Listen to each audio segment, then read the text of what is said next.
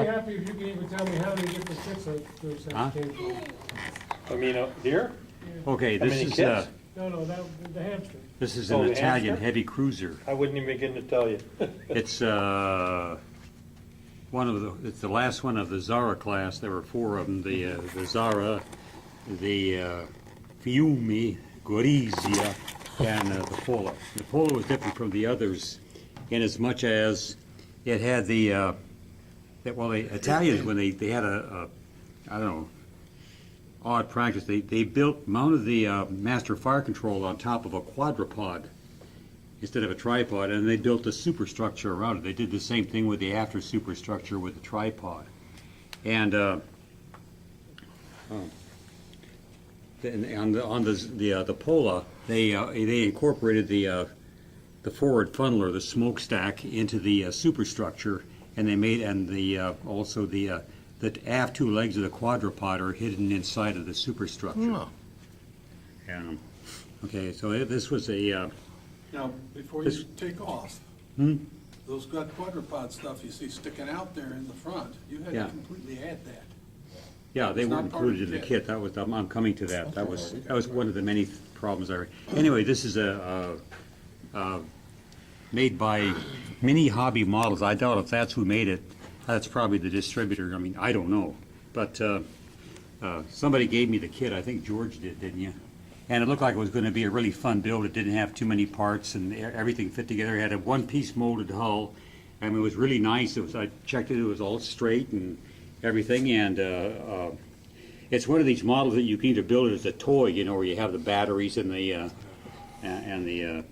propellers and everything, that you can run it in your bathtub or the swimming pool, or you can build it as a scale model.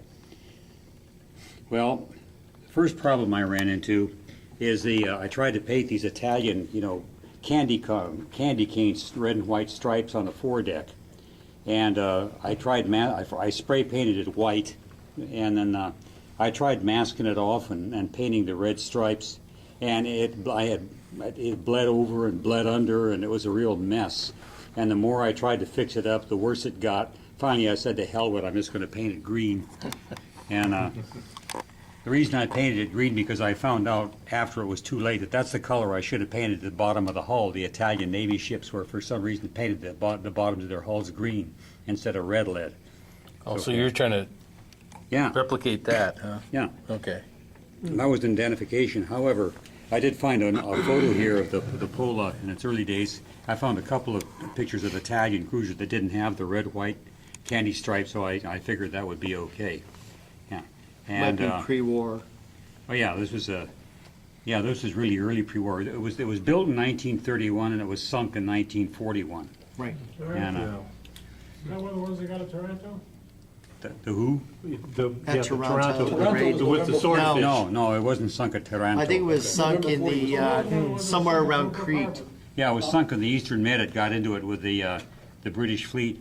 And I was going through my reference material. I was surprised what a big navy the Italians had. It was all mostly all post-war. They had about 6 or 7 heavy cruisers. They had 2 modern battleships that were built in 1935. The Veneto Vittorio or something like that. Yeah. No, The Conte di Cavour, yeah, well, something like that. Veneto Vittorio, yeah, the Veneto, and Yeah, they've Roma, got a name. and they were, modern battleships. They were out on par with like the North Carolina and the Washington, and they had about 11 or 12 light cruisers. But whenever they got into it with the British, and the British were operating these old World War I battleships like the Royal Sovereign and Queen Elizabeth, but the British always kicked their butts. But anyway, that was the first problem I ran into. The second problem I ran into was putting in these quadrupods because they weren't included in the kit. And so I was, trying to drill through all the levels of superstructure, and I didn't get it right. These quadrupod legs should be closer in, but that was the best I could do. And then trying to do the tripod, same thing in the tripod. Well, this whole aft superstructure is held up by the tripod, so I couldn't just leave the tripod out. So that was really, I was trying to drill holes and looking this way and looking that way and trying to drill the hole in the right place so I could put and of course I always got it wrong, and I had to make the hole too big, and then I had to go back afterward and cover it up with a real thin sheet plastic where I practically drilled out the whole deck, and I finally got that. And Oh, the next thing I ran into was, I was almost out of pantyhose, so I tried using stretch sprue as rigging. And I don't think I ever want to do that again. I guess there's a real art form to it to make it look good, but the trouble with stretch sprue is that for something of that scale, it's really too heavy, and if you stretch it to get it thin enough, then it's too weak, and the first time you try to, you hit it, it breaks real easy when you try to. Yeah. Light it and everything, yeah, stretch it. Because I've seen guys do that on airplanes, Right. antennas, and then when it sags, they just try to run a lighter real quick so it tightens up, but man, sometimes you just, Yeah. this thin, you're gonna melt it real quick. See, I use a soldering iron for my heat source, and that Yeah. way it's a little easier to control the heat. Oh, that's a And good it's idea. really cool to watch it because it just snaps into place, and Yeah. it's just sweet. That's a good idea. I never thought of What that. about Maybe I'll try that. that stretch string, the one they use on airplanes? On airplanes, that probably would work. On most ship models, it's probably too thick for scale. I used to have a Easy little, line up. Yeah, that's what he's talking about. I had a little bit of pantyhose left, and I used it up on the last of it on the signal halyards, and to try to get it back here. You can see where it's. So are you going to do a course on doing the pantyhose thing? Oh, no. Darn it. He did it a long time ago, and I know. But we need to do it on video. Yeah. And then I Yeah. made the main mast. That was all made out of wire and different gauge wire. You can't put rigging on plastic or it'll Yeah.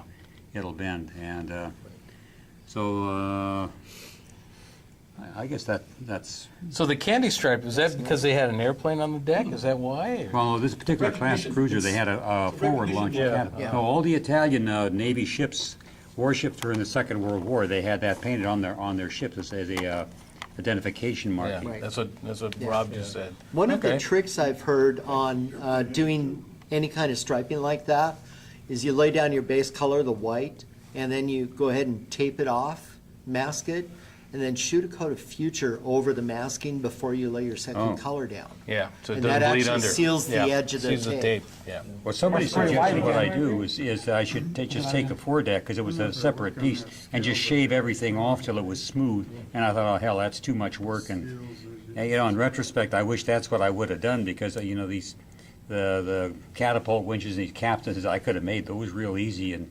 marked everything with drill hole. In fact, I kind of did that in a way. These little tits had stuck up all over. I finally scraped a bunch of them off and just drilled a hole there. I thought it was going to be a lot of work, and then put a piece of plastic rod in place, like these and these and these. Yeah. And it turned out to be a whole lot easier than I thought it was going to be. So if I had to do over again, that's what I'd do. I'd just strip the whole thing clean and then just make the little parts. And I had to add some anchor chain. There wasn't any in the kit. And the propellers they give you are the propellers are too far from the hull. The propellers Back here. housing strut should be shorter. But they made that so for the toy that goes in the swimming pool. Right. And but anyway, it didn't turn out too bad. It looks nice. But Yes, that's kit. Question about striping. For those who build the D-Day markings on any kind of airplane kit, especially in the larger scales, why do we dig out tape and make them so precise, when in reality they were put on the night before with GI string mops? Yep. That's right. If you hand paint them, they look just as authentic, probably more so. Probably. I tried to paint the lifeboats authentic Well, it's like colors that I could find. Japanese aircraft, the Interior colors? the markings on the tail, the aircraft numbers. They're all nice and sharp corners and stuff like that on the decal sheets, but They were hand painted. they were hand painted with a brush, man. I was like, your V is gonna look like that. Oh, yeah. Yeah. Another good one for all these people that have these discussions about. Oh, and they had an auxiliary crane that they used forward. I was wondering how the hell, they lifted off the airplane out of the water Yeah. with a crane banker. How the hell did they get it up to the catapult? Yeah. But they had an extra. They had an additional crane up here that collapsed, Yeah, right. and that's how they hold the plane back up, put it on the catapult. Let me ask you this, Ralph, because I still is got that some it right ship there, models probably? I haven't started yet. Do you paint your deck first and then glue it into the base, the hull, or do you just put the the deck on and paint it later? No, I put the deck on, I paint it first. Okay, you paint the deck first, Yeah. and then put it in there. I pre-paint everything I can before I put it together. Same with rigging. I rig everything I can, like mast. I put all the rigging on the mast before because once you put it in place, then you have to, then you bump into something else and break I it. still have not made a decent ship model. I'm having a hell of a time because I tried that painting it first, but then I can't get a good edge here. I can't get it tight. Yeah. It's you know? tough to get to, Without so messing there's up the not a paint gap. job. And Yeah. then when there's a gap, you've got to try and fill and sand, and then you. And that's what you have to do. It's just, yeah, I guess so. That's what you have to do. You have to. There's a gap here, but unless you look for it, you can't know this one deck, it was a little bit wider than the rear part of the deck, and you can see there's a gap here, but I just don't It's hardly noticeable. hardly notice it. Yeah. So That's for the Ralph's- photo edge railings to go in. Ralph's technique is actually the most common technique you'll find online with most ship builders. I've been building ship models for, well over 20 years, and I can tell you, his technique is actually the best. You pre-paint everything first, put it in, and then where you get your gaps and you get your paint gets smeared by glue stains or whatever, you fix it. You touch it up. Touch it. That's just like Reason building being, cars, same reason way. being, because if you try to do it the other way, build everything first, Yeah. there are so many nooks and crannies I in know, there. that's what I that- can't do. I that, can't do it. First I of all, can't build first. you It's can gotta- forget an airbrush. You're gonna have to do it with a hand brush, Oh, and you're yeah. gonna have to everything from a 5-0 to a 15-0 brush getting in there to fix things up. I mean, God, even those, those the German ones where the camouflage goes up in here into the Oh, yeah. superstructure. Oh, yeah. Yo, you I saw don't my know how Bismarck, would didn't you you? paint that? You saw my Bismarck, didn't you? I brought in that large, No, he wasn't here. That oh, he wasn't? Oh, Oh, okay. the big Bismarck? The big 200 scale Bismarck. Before you built it, you had It's in the not box. finished. It but was I in did the that- I box, did- yeah. Were I you did- here that day? No. Last month? Yeah. I wasn't here last month. Was it last month? No, a month before. yeah, for Month example, before. I'm not finished with it. All I did was pretty much the hull work, and it's pretty much explaining what Ralph did. But like you said, when you do all that camouflage inside there, you've got to actually see the drawing, line it. I always use a pencil. I don't care what anybody says. I use a pencil. I draw everything out with a pencil, and then I paint inside the lines. It works really well that way.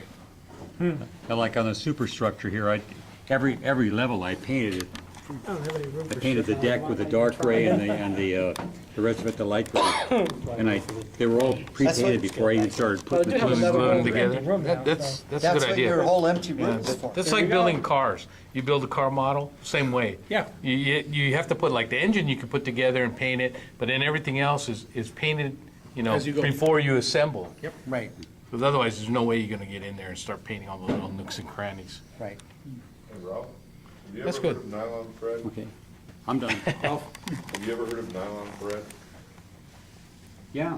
Okay, it reacts to glue, reacts well to glues, so you might want to consider getting that No, as. I use nylon thread. I usually Oh, use okay. it to tie the little beads onto the spars or the booms, whatever they are. And then once I get it tight, I put a little dab of super glue on it. You won't even like.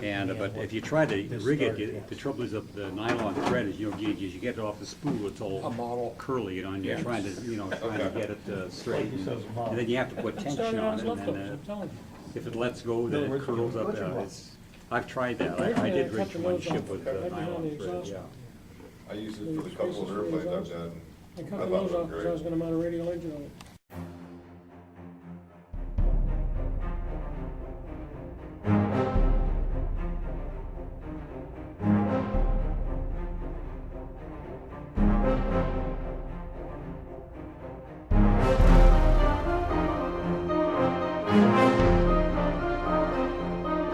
Thank